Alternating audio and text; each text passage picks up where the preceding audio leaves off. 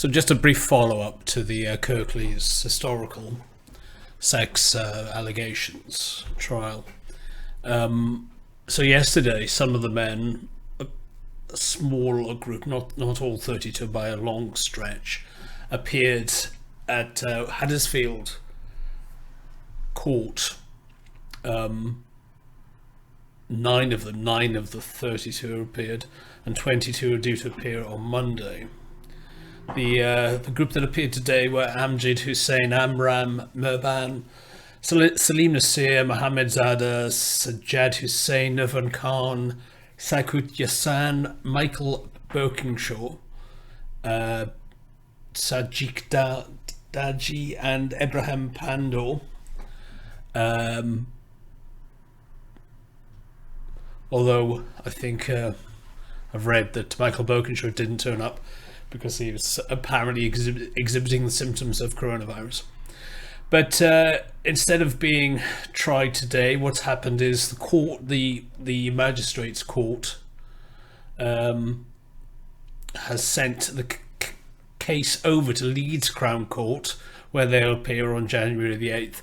I don't know why this is the case. I don't know if the Kirklees Magistrates Court was considered to be an inappropriate venue. Maybe they couldn't handle the volume of defendants. I mean, 32 men whether they're being tried in a single trial or in a separate trials. I don't know. I don't really know how this works. I'm not really an expert on the subject.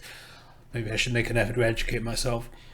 But so they're being sent over to Leeds Crown Court for the 8th of January. I imagine the remainder are being seen at Kirklees on Monday, and I imagine the same thing will happen to them. They'll probably be sent over to Leeds Crown Court, but I'll do an update on Monday once I know what's happened. The other thing I find interesting is the previous article was the fact that really more about the fact that BBC failed to report their names or their alleged offences. You could make an argument for not reporting the names of the accused until unless they're actually convicted, but that's generally not what has happened. So I had a quick look at other news articles reporting this on the Thursday, the day before yesterday, as I'm recording this. So, for example, the Yorkshire Post named them in person, and Metro named them in person.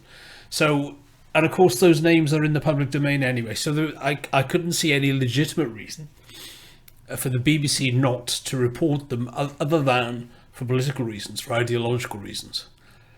But obviously I can't know that for sure. So I'll leave that up to you to decide.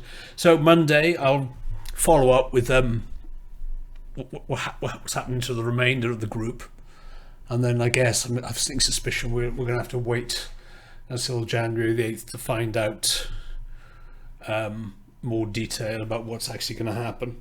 And I'll keep reporting on this out of interest.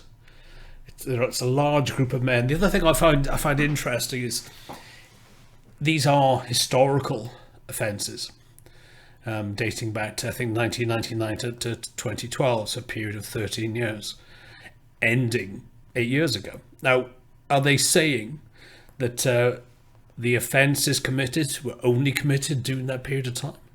Seen as this is a pattern of behaviour. We're not talking about a one-off lapse of an individual. We're talking about men who allegedly, bear in mind is allegedly at this stage, have a pattern of behaviour, a pattern of abuse. These, I find extremely unlikely that they had a period of time between 1999 and 2012 where they were behaving in this way, and since then they've done nothing. So surely there's scope for investigating their behaviour between 2012 and 2020. That's an 8-year period in which nothing ever happened. I find that hard to believe, and I'd be surprised if the police haven't been looking into it. But obviously they hadn't looked into it until now. So perhaps they're working on it. But anyway, more detail on Monday.